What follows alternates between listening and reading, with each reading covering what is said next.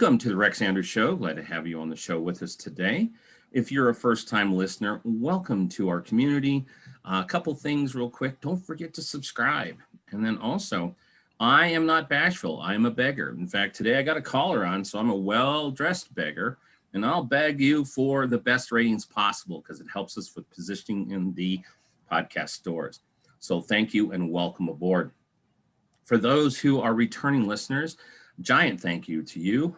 Combined with you and our great guests, and we have another one of those today, we have cracked the top 10% of fastest growing podcasts in the world with over 850,000 active podcasts in the marketplace today. It's quite an accomplishment for you folks and our guests because the show is all about you. So thank you very much. And in fact, just a little bit of fun data on the listenership. We have listeners in 32 countries, in over 450 cities, on 6 continents. And if I could figure out a way to market to penguins and then help them recharge their cell phones, I'm pretty sure I would have the 7th continent. All right, last bit of house cleaning. Thank you for listening in. If you don't like the podcast platform you're listening on, it's okay. There's 23 of them that carry us, so we're around the globe. And then also the most important thing, in addition to social media, you can find us everywhere. I'm not going to list all that. Stop by the show website. And the reason why I tell you that is when we interview our guests, they're doing amazing things. And most of these people they're doing a lot of things. And so we'll talk about some stuff today in the episode, but we'll just scratch the surface on our guests. They're amazing people doing great things. And so please stop by the show website, rexandrewshow.com, and look up your guest that you're interested in. And you're going to find profiles, links to their businesses, links to their social media, all those types of things. So please stop by the show website. It's one of the best resources. We have profiles for everybody who's ever appeared on the show. You can listen to the episodes there. And then also anybody that's up and coming. And we generally have between 30 and 40 guests up and coming. And so there's a lot of people that you can check out and shows to listen to. All right, enough of all that nonsense. Let's get on with our show today. Now, the show is about people and their people's stories. Success does not fall out of the sky. And as I was sharing with our guest here today before, I had airplane parts from a United Airlines flight fall out of the sky just recently. Luckily, I was only 3 blocks away and safe. But today we want to talk about the story. Very interesting gentleman. He's a former Marine. Okay, so he's got some military background to him, some discipline there. He's a widower, unfortunately, and father of 5 through his family there. And so he's learned insanity is what he told me. And as a father of 5 too, I understand the living in the world of chaos. Okay. He's a writer, published author, and a serial business entrepreneur. He's been in several businesses. But the most important thing I learned about him today so far was he has the moniker of being an old school gentleman. Okay. And that is, out of all these other things, that could be the most interesting. Because, common sense and being a gentleman, it's just not that common anymore. So I'd like to welcome to the show this morning, coming to us from Texas, the great state of Texas, Charles Reed. How are you, Charles? I'm well today, Rex. Thank you for having me. Pleasure to be here. Yeah, I'm excited to talk about your journey and the stuff that has gotten you to where you are today. Now, on the show, as you know, it's a people story show. It's not hard to prep to tell your story. And so I want to go back in time and understand lots of steps along the way, influences and experiences that have gotten you to your business today and where you are. And I think that I know where the gentleman aspect was molded into your life, but I'd like to go back in time and we'd like to understand. Now there's a list here. And so don't get, worried about, you have to remember this, but I'll remind you and I'll ask them. We want to know where you were born. Okay. Also want to know where you grew up, because that's often not the same. I had a guest on the show, Ellie Soja, who moved 63 times before she was 15. Lots of influence on that. So born and raised are different things. I want to know if you have siblings, and then do you have siblings that might have survived your harassment growing up? Because, there's always those family dynamics. a little bit about your folks. So what your father did for a living, your mother, those types of things. So those influences, parental influence is huge. It can shape us a lot. Sometimes it's a supportive launching pad where they support you and you do great things. Other times it can be an example of, hey, I don't want to be anything like that. And so that's a big influence we always explore. Learn about your interests as a kid growing up, if you played sports or band or theater or computers or heck, even shoplifting. And don't laugh, we had a guest on the show who by the age of 15 was a car thief. So lots of influences what we do growing up. Then we'll hopscotch a little around your education, some experiences, your time in the Marines a little bit, and then we'll come up to what you're doing today. And I know you're doing some amazing things with your current company called Get Payroll. So if you would, Charles, please humor us and take us back. Where were you born? Sure. I was born at University Hospital in Iowa City, Iowa. Iowa City. Ooh. My first 6 years of my life was in a little small town in Illinois, Cambridge. Then we moved when I was 6 to Davenport, Iowa, which is where I went to elementary school and high school and so on. Okay. My parents were university educated, UCLA graduates. Wow. Both, grew up during the Depression. Dad was a World War II Navy veteran. Mother worked part of the time at North American Aircraft during the war. And then they were in Hawaii at the end of the war. And before they waited till after the war to start having children. I have 3 sisters. Okay. 2 older, 1 younger. 2 of them served in the military as well. Oh, wow.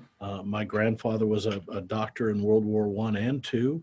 And we go all the way back. My great-great-great-great-grandfather was George Reed, spelled R-E-A-D like mine, who signed the Declaration of Independence. Oh, my goodness. He was from the Delaware branch as opposed to the Virginia branch of the Reeds. Interesting. So now, were your parents folks, were they from Iowa? I'm trying to get the connection from UCLA grads to Iowa. Well, grandmother was an Iowa farm girl. She great-grandfather immigrated in the 1860s and settled in Iowa, in Williamsburg, just outside of Iowa City, and was a farmer. Grandmother, the oldest of 6, graduated from the University of Iowa in '08. She was a rich farmer's daughter, and they were wealthy. I mean, they wintered in Corpus. And she had this is, I think, is funnier than hell, at the University of Iowa, she had her own horse and buggy. Oh, my goodness. At that time, she would have stood out like a sore thumb that she had her own horse and buggy. Exactly. She was a rich girl. Yeah, rich girl. And married a doctor. So that's amazing. Okay. And she talked about growing up, and she was a tomboy, and at that point in time, you could actually ice skate in the winter on the Iowa River, which runs through the campus of the University of Iowa. It doesn't freeze over anymore. So we were a very Midwestern background. Dad grew up in the barrio, the edge of the barrio in Los Angeles. His father was a grocer. His mother died in the flu epidemic of '17. Okay. So I didn't have and he and his father did not get along, and I understand why. Having known my father, because he was just like his father, and I refused to be. So, and my other grandfather died when I was 3, so I had one grandmother basically.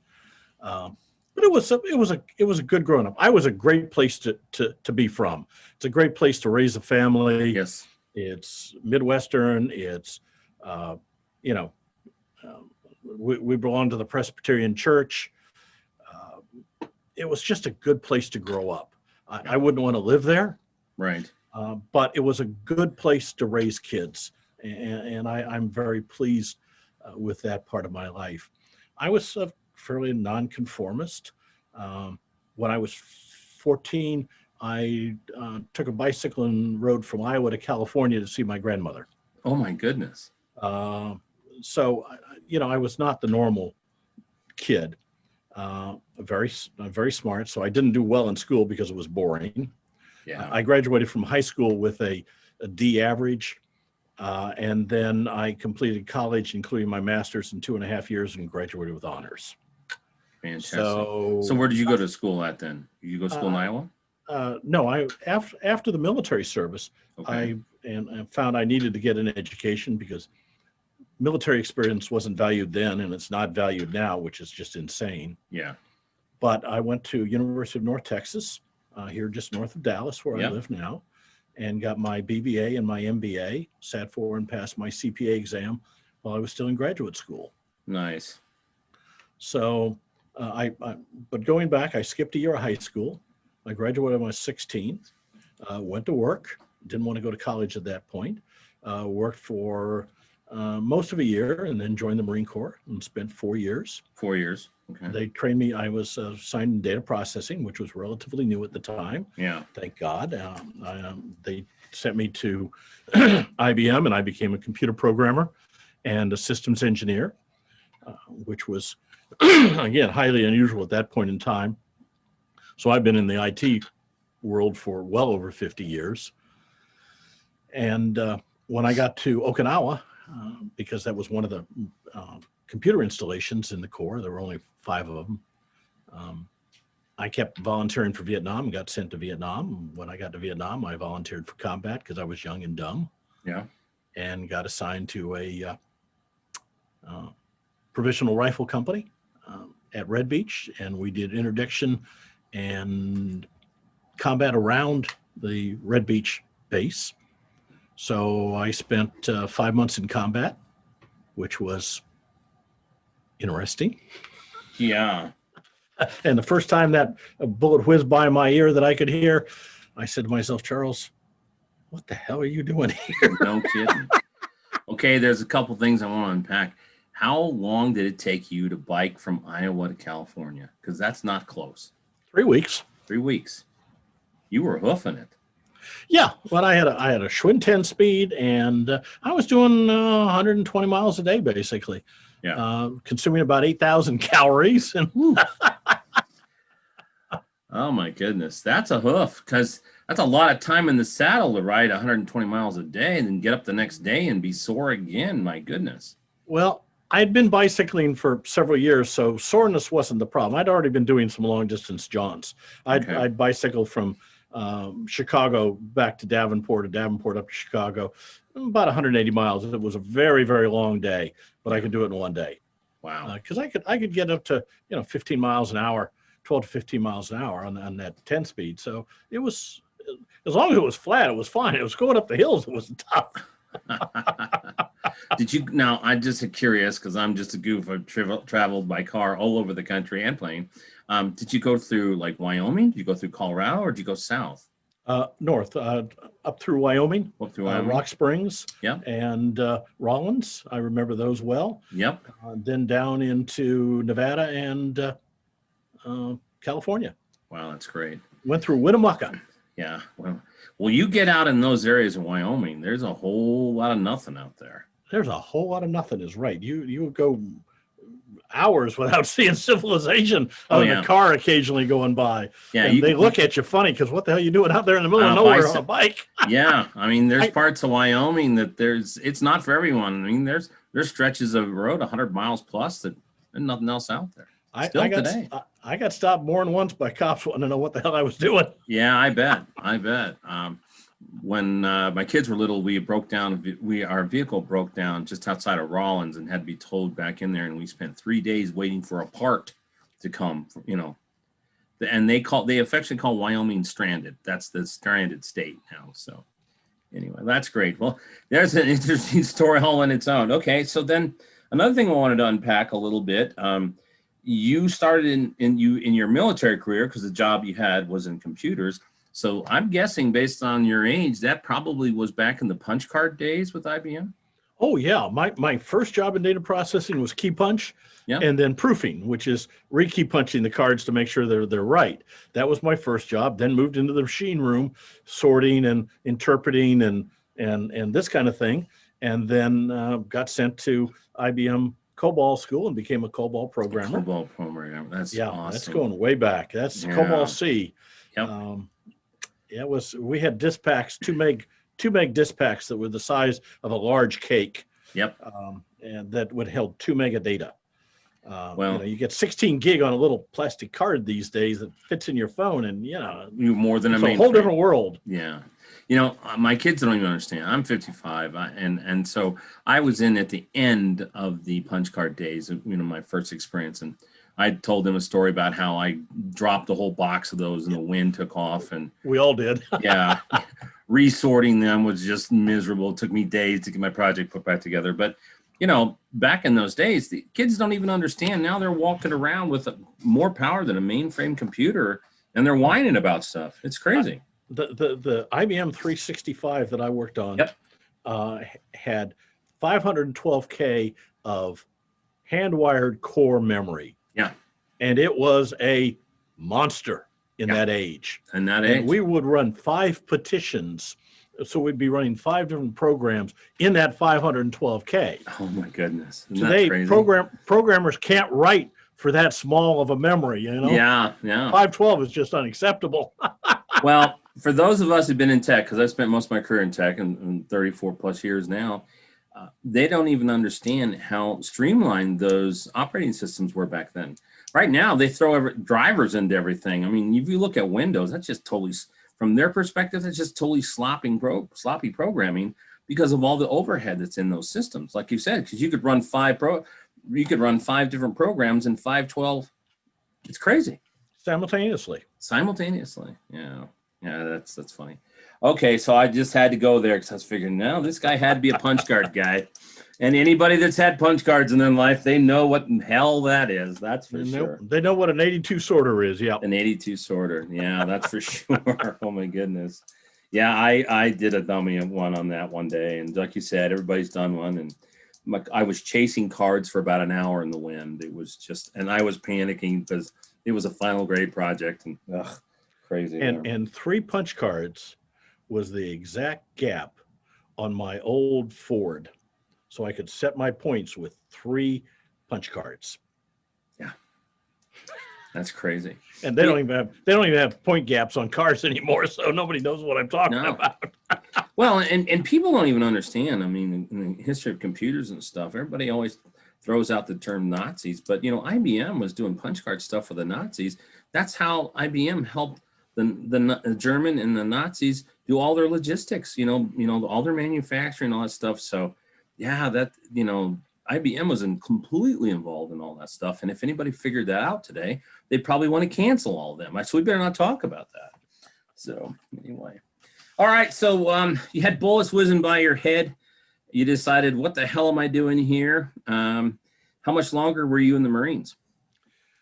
I came back in October of '69, moratorium day against the war. Okay. It was my first full day back in the States, and went to see my girlfriend at a California university.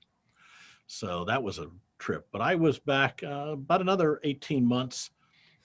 And then I got out, and I was stationed in Kansas City. Yeah. Met my wife and married her while I was still in service. She was 10 years older than I was, and had 5 children when I married her. I don't think my parents were real happy, but they got to love my wife. Sure. And my father and my wife became very close over the next 25 years before, let's see, about 25 years before he died. Okay. So you were roughly what, about 24 when you got out of the Marines? 21. 21. Oh my God. I went in That's right. 17. You graduated early. You went in Yep. early. That's wow. Okay. Wow. Jumping in from the fire to the frying pan to the fire. Holy cow. I mean, you go from military and all that chaos into instant family. Well, that got me my first IRS audit. Okay. Because I had filed single. Yep. And then next year I filed married with 6 dependents. So yeah, the IRS, that might be a flag, right? That might be a flag. So they called me in for an audit, and I was next door to the Marine Corps there in Kansas City. So I went in, and I had my folder with all the stuff that I'd gone through with the Marine Corps to get them as dependents, so they could get medical care, and Ruth could shop at the commissary and the PX and so on and so forth. Mm-hmm. So I had all the proof, marriage license and everything else. Yeah. Because I had to put it together for the Corps. And I went into the auditor, and he said, "Do you know why we audited you?" And I said, "I got a pretty good idea." And I handed him the folder. And he took the folder and he looked through it and he made some notes. He looked through it and he put it all back together. He handed it back to me and he said, "Son, you got a lot bigger problems than us." That's a great story. Oh my goodness. He must have been married with kids, huh? I suspect so. But I just took that folder and ran.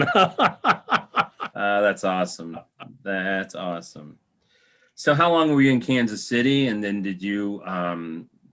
were you employed at a company at that time? Did you finally finish up with a core? What was that? Well, I got out of the service and I did a couple of things. I worked for Colgate-Palmolive in the soap factory, Yeah. and just things to get by, making a living. Yep. It wasn't this was in the early 70s, and I was young and, didn't have a college degree or anything. So did some of that, was out for about a year, and Kansas City was going through one of their construction strikes, so unemployment was very high. I talked to my father. He suggested moving south. So we packed up everything one March morning when it was still frozen in Kansas City. Yep. Mountains were all frozen, snow on the ground, and drove down I-35. We got to Dallas at 6 p.m. as we crossed under I-635 on I-35. Yep. And it was 63 degrees. We had the windows down because it was wonderful. Yeah, that's right. And we thought we were in heaven. So we stayed. We found a place the next day. Ruth had been working at Denny's as a waitress, so she found a job immediately. Every Denny's we stopped at wanted to hire her. Yeah, I'm sure. And so we found a place, and I did some odd jobs. I ran a taco stand and some other things. And then in 74, I really determined I had to go to college because I'd had an interview with Employers of Texas, which was an insurance company. And they were looking to move from 1401 to 360 computer systems.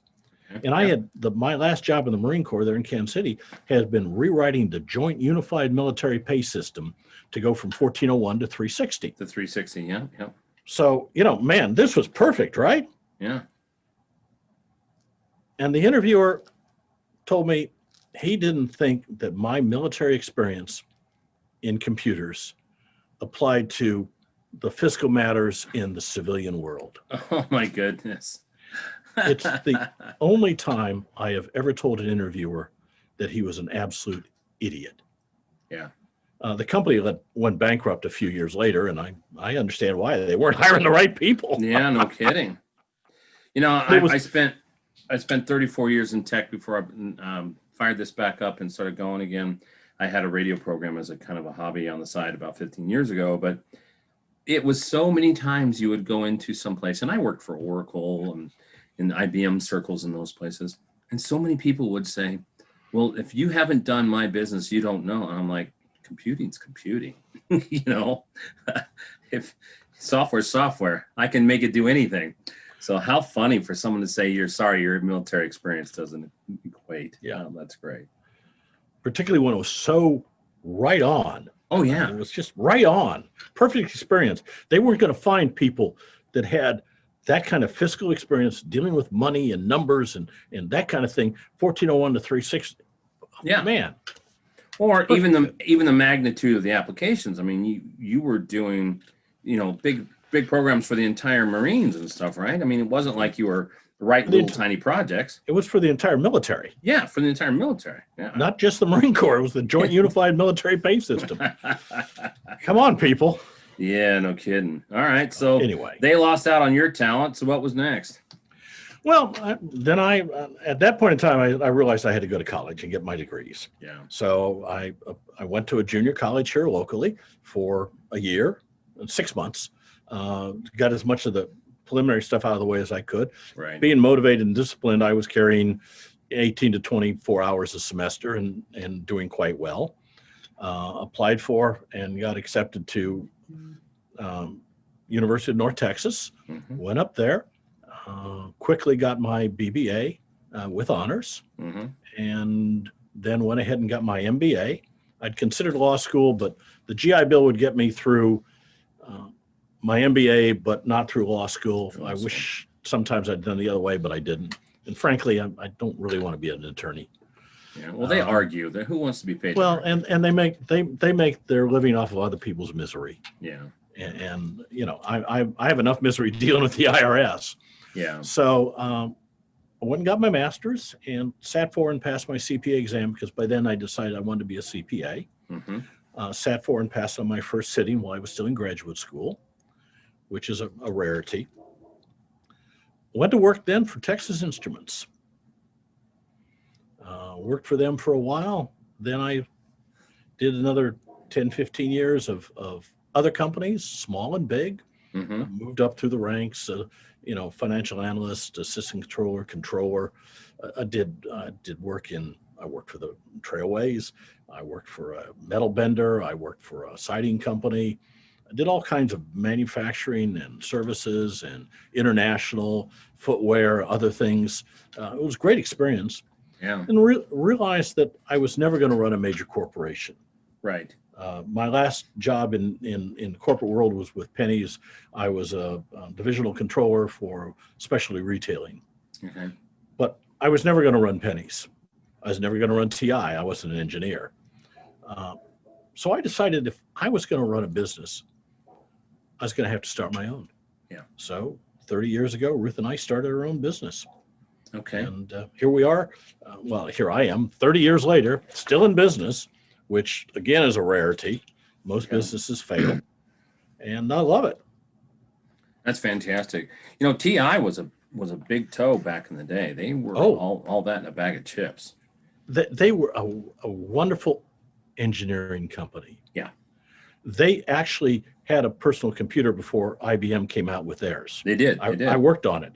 Yep. And they had a lot of things. In fact, I created the digital level, the digital carpenters level. That was my idea, and I got a grant within the company, and we developed it. They just never produced it. Their problem was they were all engineers. Yes. There was not a vice president that wasn't an engineer. Mm-hmm. And in my first annual meeting, Jerry Junkins, who was the president, was talking about how they'd hired 6,000 new college graduates the year before. 5,000 of them were engineers. And he spent probably 7 or 8 minutes talking about how they would have the engineers in the lab and then bring them out into business and back into the lab. Yep. And they were developing the future leaders of TI. And then he said, and then we hired 1,000 other graduates, and went on. I was in that other 1,000. Okay. So I realized my livelihood, my likelihood of having a successful senior management career with TI was effectively zero. You know, it's interesting in tech, and it's still this way today. There are generally two types of tech companies. Okay. You just described one of them. Really strong engineering, very technical organizations, but they're miserable at marketing. Then you have the opposite of that, like Microsoft. You know, I'm always a critic of Microsoft because I understand coming from mainframe environments and AS400 and, you know, tandem computers and things like that had very efficient systems. Well, Microsoft had always been lame at technology, but very, very good at marketing. Exactly. Well, look which one wins. It generally is. Okay. Apple's probably the only one that's fairly balanced on that, in my opinion. But, you know, you and I could pave the streets of Dallas with all the companies that never made it while they had superior technology. I mean, digital, TI, all these companies, superior technology, but they couldn't market their way out of a wet paper bag. Exactly. Yeah. So sorry to get off on that tangent, but it's the truth. And, you know, tech, because I've been around it so long, you did too. The failures are just incredible, even though they were brilliant ideas most of the time. Right. And TI had brilliant engineers. Absolutely. Yeah. They and some of the, well, they invented the integrated circuit. I mean, this is everything runs off of what their invention was. Yeah. But, you know, it's Intel that people talk about. Unless you're talking about digital signal processors, TI doesn't come into it anymore. Yeah. They invented this stuff. Had they marketed it, they could own the world. Yep. They could own Apple and TI and Microsoft and Intel. It could be all of that. Yep.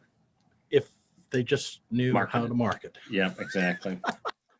No, that's true. We have long talk about that. Gosh, there's just so many examples of that. Just superior technology, just horrible marketing. So you got your business started with your wife there, and now what, as a CPA and an accounting firm, what type of clients were you serving? You know, small, medium, large? What'd you go after? Well, we started out. I was the COO of Financial Express. I'd left Penny's and needed a job. We'd gotten into a contract dispute with Penny's, and my lawyer knew the founder of Financial Express, which was a mobile accounting franchise. So I went over because he needed a COO and was running the operations. And then the board had come to him and said, we want you to get rid of what was the original store. You're spending too much time on that. Sell it off to somebody. Okay. Make it a franchise. Concentrate on franchising rather than on this office. Right. So I bought what was the original office and became a franchisee. And it was a mobile accounting service, and we serviced small businesses in the area, in the local area, doing accounting work for them. And we also had a payroll subset within the organization. Well, their problem was marketing as well. They had based their marketing off of a gentleman on the second franchise in Tyler, Texas, Robert Reed, no relation. And he was superb at getting clients. But they could not duplicate his skill set anywhere else. He was unique. Okay. And so marketing was failing. And one day the franchise office, the franchisor, was locked up. Nobody was there. They'd all gone. There were some problems. The president was having an affair with one of the salespeople, and he was married with 4 kids. The VP marketing wanted to be the president, and it was a political mess. And one day the place was closed. So we just changed the name. Ruth and I did. This was about a year into it, and changed it to, at that time, R-Mark was our corporate name, and we just made it R-Mark Financial Services and kept going. About a year later, we got a letter from the lawyer saying we owed all these franchise fees and percentages and so on. And my lawyer sent him a letter and said, basically, and the horse you rode in on, and suggested to the attorney, since he knew this was a farce, that if he contacted again, we would ask for sanctions against him personally in the court case. Wow. We never heard from him again. Never heard from him again. Okay. So when did we just kept going? Yeah. Now you guys, started this from scratch, bootstrapped this, picked this up. When did you start writing your books? Oh, about 20 years ago, I wrote my first one. Okay. Which was, basically starting a new business, the financial, legal, payroll aspects of starting a new business. One of these days I should rewrite it, but there's a lot of them out there now. Yeah. There weren't then. So that was my first one. Then I wrote one later on about employees. It was going to be the first one of a series. The series never happened. The one before this current one was with my marketing manager who I'd hired, who was an esthetician. So we did one for the spa industry, the little black book of the spa industry, spa business, which is the beauty business, which is the back end. We don't tell people how to do facials or hair or anything else, but we say, this is how you hire people, this is how you fire them, this is how you pay them, right. These are how you write contracts, these are how you hire independent contractors, and so on. And it did okay. Then this last one took about 2 years to write. We published it last year. Wiley published it for us. Okay. And it's the Payroll book, a guide for small business and startups. Okay. And I tell people when they ask, it's basically 30 years of experience distilled down to 95,000 words. Okay. And it's what every small business needs to know, or every startup needs to know about payroll and payroll-related products and procedures, taxes, hiring, independent contractors, PEOs, handbooks, workers' comp, tax law. What's a work week? What hours? What's overtime? Right. Who's salary? Who's hourly? All those kinds of things that you don't get when all you do is get a paycheck. Yeah. You think payroll, you get a check and they take taxes out, right? Well, there's more to that. Yeah. There's a lot more to it than that, I promise you. And that's what the book's designed to do. Is it's written for small businesses and startups. If you've got 500 people and a payroll department, your payroll department doesn't need this. In fact, they should be able to write it. Sure. But they don't. The only really competing book is the Payroll Source from the American Payroll Association, and it's $600. Wow. It's designed to train people to pass the CPP exam, Certified Payroll Processing Exam. Okay. Which is the APA's big certification. So is your book available on Amazon then, I'm assuming? Amazon, Barnes & Nobles, other locations, okay. Or at thepayrollbook.com, which is our website. Okay, fantastic. So it's not going to be suspense fiction reading, but it certainly is very important. Being around tech, I've been around all kinds of startup organizations, bootstrapped, and that's like one of the last things these guys ever think about. Oh yeah. And they've got all these big, hairy, audacious goals and visionary technology and all this kinds of stuff. And then, oh, by the way, they kind of grow into that kind of stuff. And unfortunately, a lot of tech leaders and a lot of small businesses, I think it's probably prevalent in a lot of places, you kind of hire who's available and who you can afford, right? You don't go out and get the senior, people because you can't afford them, right? And in your business plan, the accounting department isn't one that gets the high notes on the when you're presenting it to venture capital people and stuff like that. It just isn't. So it isn't, and you have the tendency just to, oh, yeah, you worked last week, I'll write you a check. Yeah, right.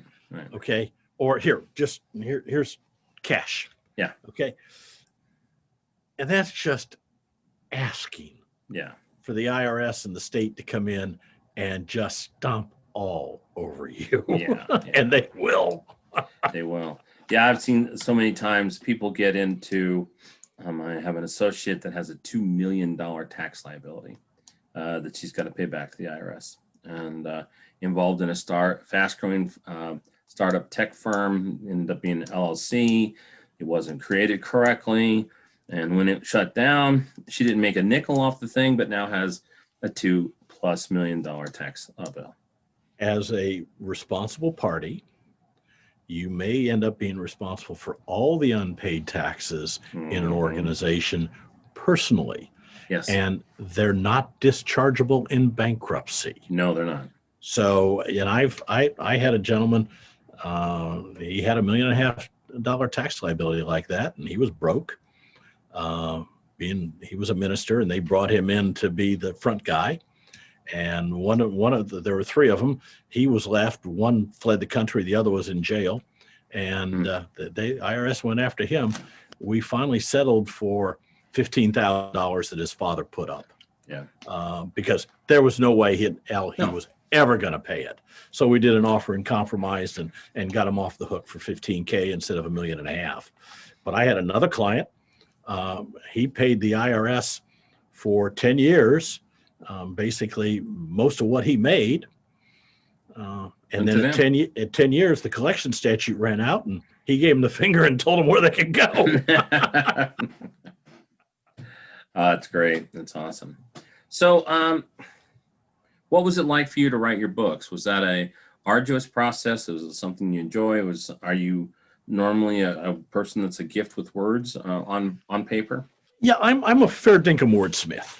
Okay. I like to write. I wrote in high school. I've written off and on since. I've written essays, themes, poetry, stories. It's always fun. I'm a huge reader. Okay. So writing the book was not that difficult. I started in, I laid out what I wanted to put in, and then I started expanding that, and then I had to cut it back because it got too expansive, and so it was. The hard part was the editing. Yeah. You know, when you've read that page 15 times, trying to find that misspelled word or that missing word in there, The missing word can just drive you crazy. So I'd gotten with my publicist, my public relations company, and she knew somebody at Wiley. So she called them and they got interested in it. And for a substantial fee, they published it. But of course, they provided editing and layout and all that kind of function. Yep. But they said, you know, if you want an index, you need to provide it. So I went and bought the software to index it and spent 2 days doing that. And then when I went out and hired a professional indexer. Yeah. that's a whole different ball game. Yeah. That's a whole different, believe me, guys, if you've never tried to do an index on a book, it's a whole different profession. It takes a long time to learn. It takes specialty techniques and a special personality, and you don't got it. If you're not doing it, you know, don't even try. It's funny. I have a friend who's an author, a well-published author. He's also a very, very sharp business person. I'm not going to throw his name out there because I want to there, but I asked him, I said, you know, you've got all this experience in business and people could really benefit from your, you know, experience and those types of things. Man, why don't you write a few business books? And without a hesitation, not even a hesitation, he said, are you kidding me? I'd have to write an index.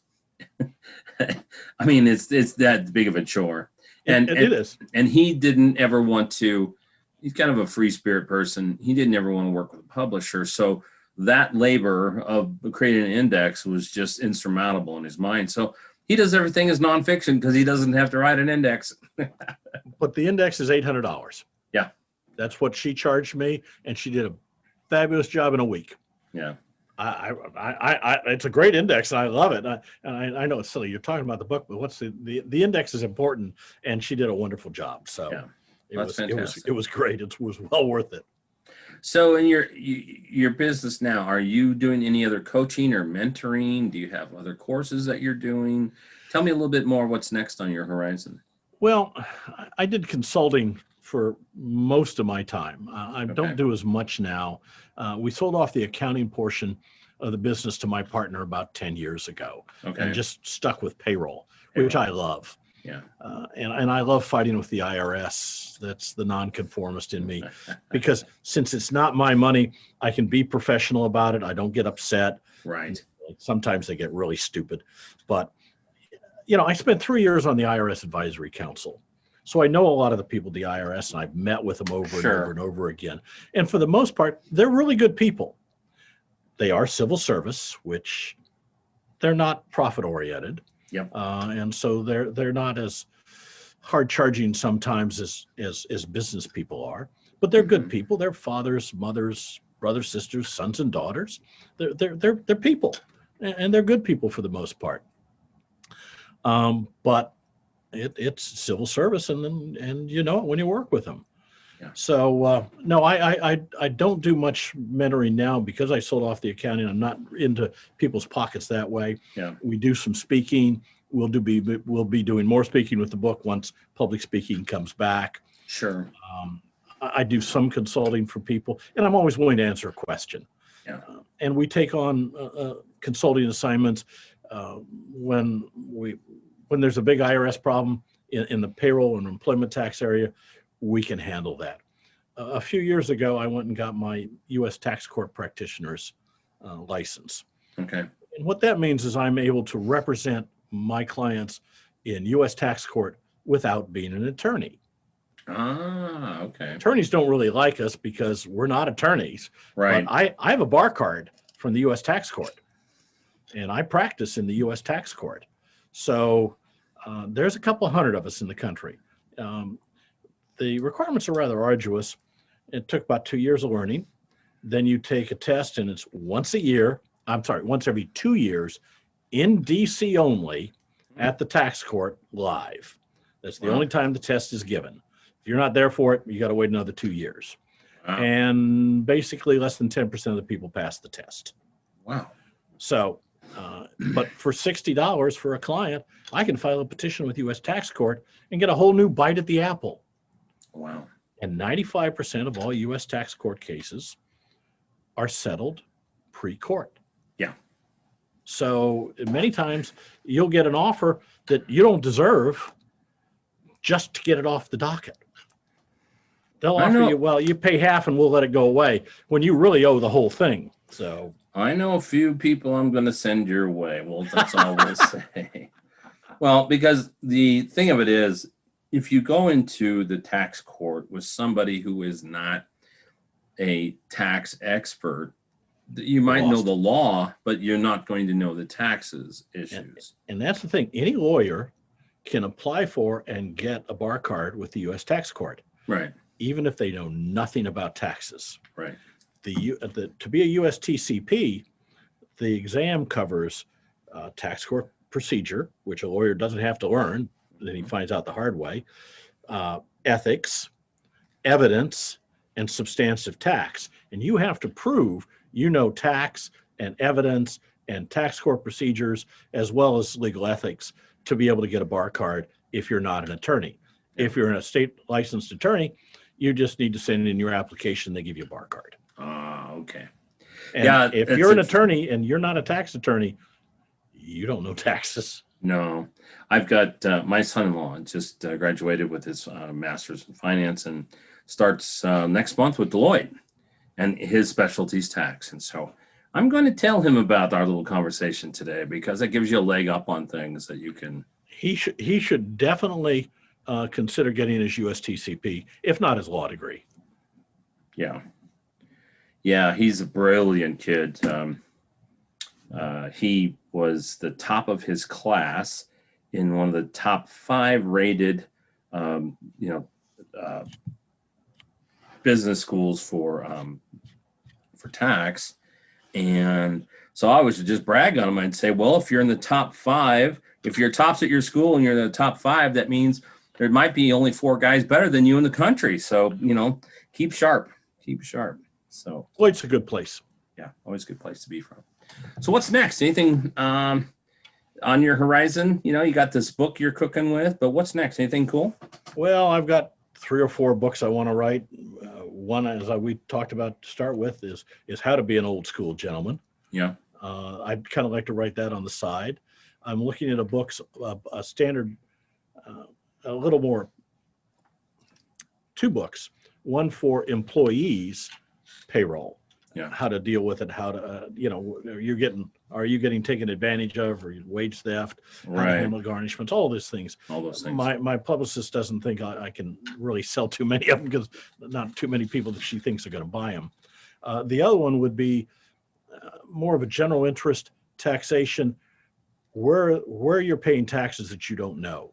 Yeah. You're paying 20% on your tennis shoes. There's an import duty. You're paying state and federal gasoline tax. You're paying tax on the oil and gas that's pulled out of the ground that then is turned into gasoline. So in reality, how much tax are you really paying, and what are all the sources of taxation? Mm-hmm. And that, I think, would make an interesting general interest book. Again, I don't know how well it would sell. It'd be fun to write and research. Yeah, I think it'd be very valuable. Now, might not be as entertaining as, say, the latest Harry Potter book, but I'm sure there are a lot of people like myself who would love to read something like that. And there'd be a lot of people who would love to take it, I think, read it, and then throw it at their congressman. Yeah. Oh, let's not even get started. But I want to skip back for just a minute on your idea, because we talked about this off air. Just being an old school gentleman, man, that's an art that just isn't out there anymore. And I learned it from my father. Uh-huh. I'm sure he learned it from his father. And I don't think a lot of boys these days, a lot of them don't have fathers in the home. There are a lot of broken homes, a lot of single mothers. And I think that young men have lost out on that connection with the past, and how to be a gentleman in public, how to treat a woman. I know feminism has has, made that, has abused that thought. But it's very, very seldom I find a woman who's even acts like she's offended if I open the door for her. Yeah. I've never had a date that doesn't appreciate me pulling out her chair and holding it for her. Yeah. And I am at the Rotary meeting. This is really distressing to me. There's probably only 2 of us out of 100 that'll stand up when a lady sits down at the table or gets up. Wow. I will not shake hands sitting down with a man. Yeah. If a gentleman comes up and wants to say something, I stand up. Yep. If he wants to shake hands, I stand up to shake hands. I don't shake hands sitting down. These are things you don't do as a gentleman. That's right. And they're not being taught these anymore. I agree with that. And when I stand up for a lady coming at Rotary to sit down at the table, almost invariably she looks at me and she says, "Thank you." That's great. And I get noticed. Yeah. Folks our age or a little older, we were handed that down. Now, it's funny, in my family, my dad was a highway patrolman, so he wasn't home very much. And so he wasn't very good at some of those things. So my mom has said, you need to do these things as a man because I'm not receiving all of this. But I also then the formality, because my father was in the 82nd Airborne in the Army, and he was a sergeant and he was an instructor, a drill instructor, parachute. He taught us how to be men as far as the men's side of things. It's like you said, not, shaking hands, sitting down, and respect their things. And, the whole who needs to be saluted and that, and hierarchies and things like that. So I have to credit both of my parents, my mom more on the romantic and just taking care of women in general, my dad just on formalities of being a man. So I bet a lot of people would eat that up. That's fantastic. Well, I've got one last question for you that I asked all of my guests. And this kind of catches people by surprise sometimes. In the Western culture, we have this concept called a bucket list. Okay, now this is not something you and I grew up with. Okay, however, it's something that's out there. Now, I actually interviewed the bucket list guy. His name is Trav Bell. He's down in Australia. Hilarious interview. One of the most interesting characters I've ever interviewed. But anyway, that's episode number 60 if anybody wants to look that one up. But the bucket list, things we want to do, but there's always an opposite to everything in the universe, right? So there's another list of things we don't want to do or I have no interest in doing. It rhymes with bucket and starts with an F, but this is a family show, so I won't say it. So there's a F-it list, all right? So while I'm catching you with a left-handed punch here, what might be an item or two that's on your F-it list? Now, I'll share 2 of mine that are on my F-it list. Sardines. No, sorry, I'm not going to do any more sardines up there. The second one would be never, ever would I ever do a Lakota Sioux sweat lodge. The idea of excessive heat, excessive humidity, excessive drumming, and excessive chanting. No, I'm not doing that again. That's off the list. So what might be an item or 2 that's on Charles's F-it list? Well, I'm a private pilot. I went in my 50s and got my private pilot's license. Okay. The one thing I never, ever, ever want to do is jump out of an airplane. Yeah, you've learned how to fly them. I've learned how to fly them, and I see no good reason to jump out of a perfectly good airplane under any circumstance. Any circumstance. Yep. If it's going to crash, I'll ride it to the ground. I'm not jumping out. Yeah. My dad was a paratrooper and a paratrooper instructor. Exactly. He used to tell me when we were kids, just a little fear in your eye, and he would say, "Listen, son, I've jumped out of airplanes and I've thrown out people out of airplanes. You're not above that." So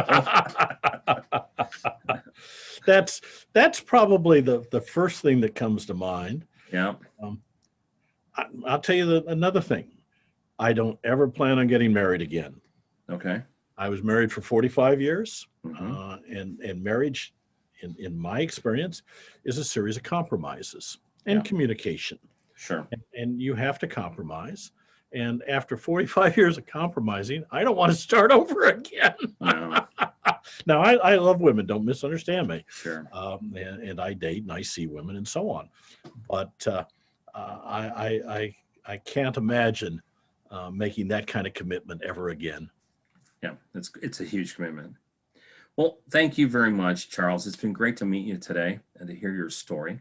Success did not fall out of the sky for you. You've been an interesting path to get there.